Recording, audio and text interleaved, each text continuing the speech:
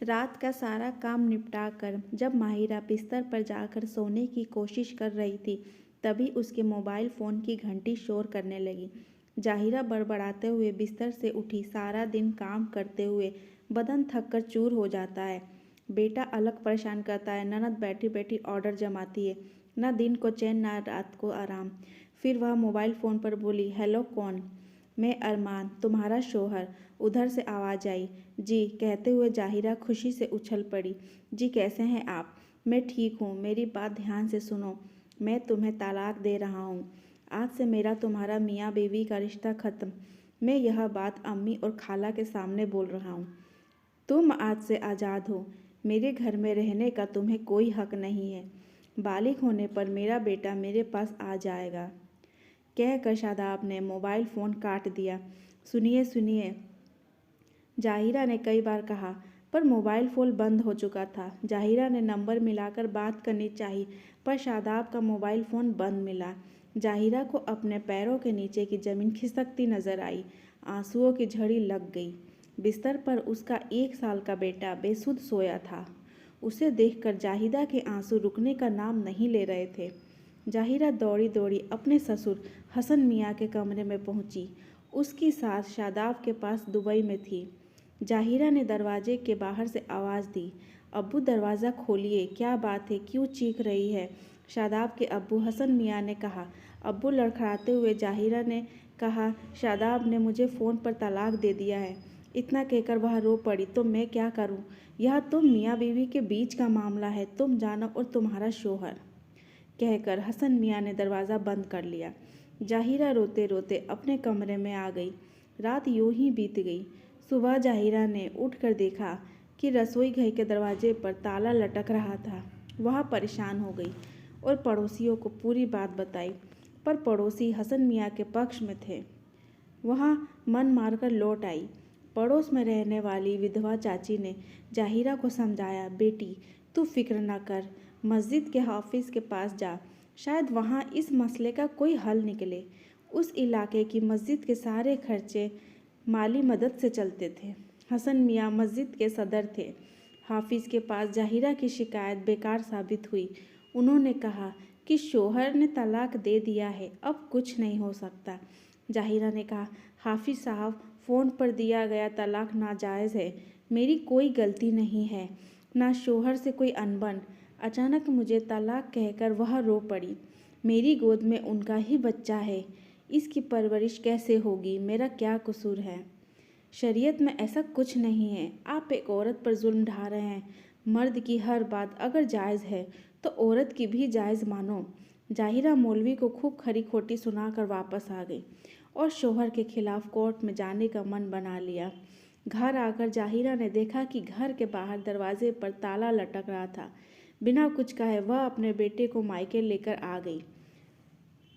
घर पर माँ बाप को सारी बात बताकर उसने तलाक के खिलाफ आवाज़ उठाने का मन बना लिया और फिर समाज के उन मुल्ला हाफिज़ों के खिलाफ मोर्चा खोल दिया जो शरीयत के नाम पर लोगों पर दबाव बनाते हैं।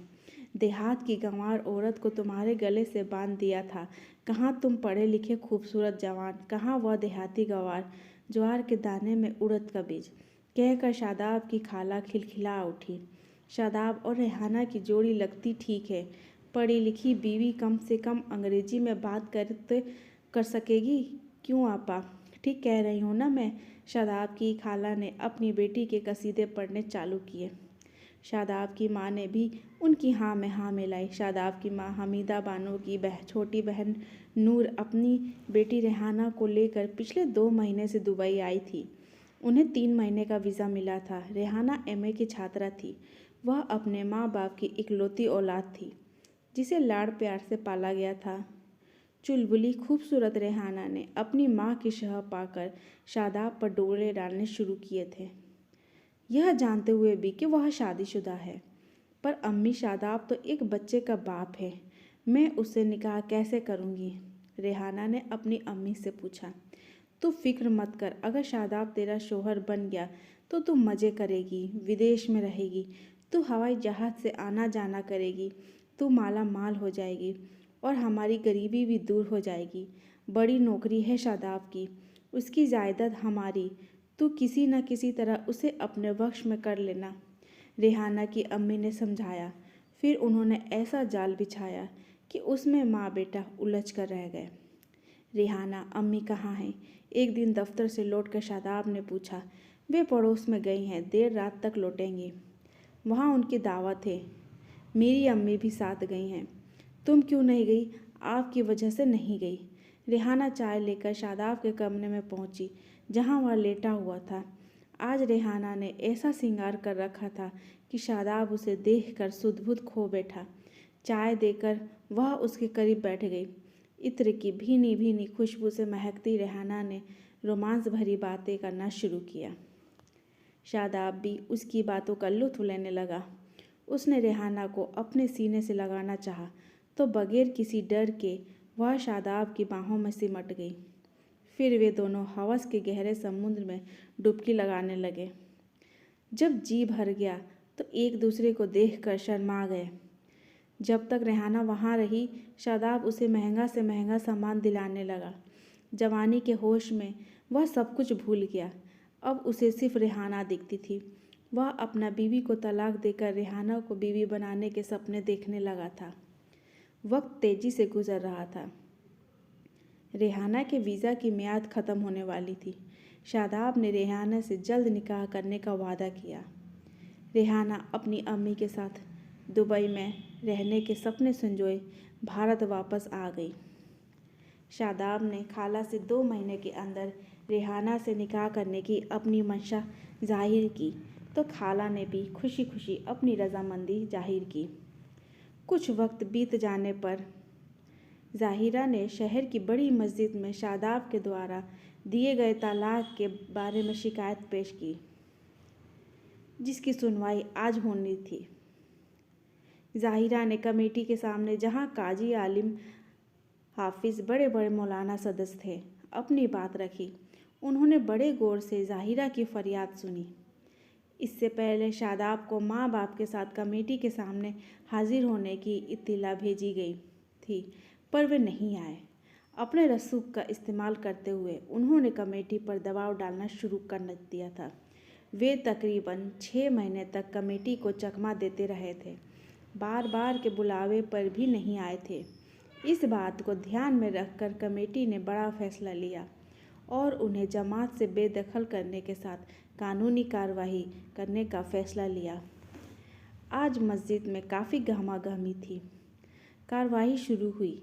शादाब, उसके अब्बू व दूसरे रिश्तेदार हाजिर थे।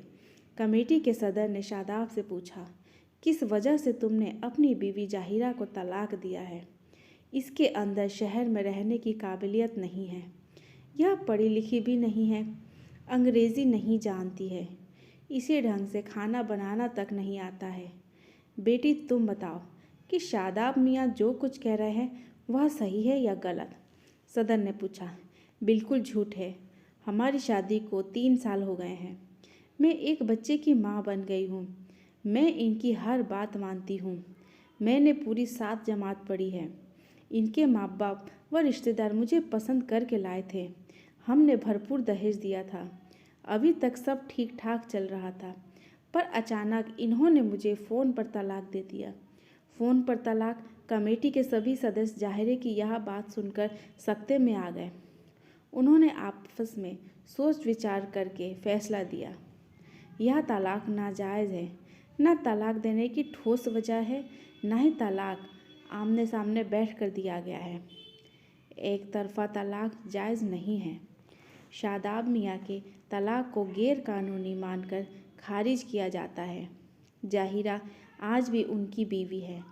उन्हें अपनी बीवी को सारे हक देने पड़ेंगे। साथ में रखेंगे, कोई तकलीफ़ नहीं देंगे, वरना यह कमेटी इन पर तलाक के बहाने औरत पर जुल्म करने का मामला दायर करेगी। इतना फरमान सुनाकर जमात उठ गई।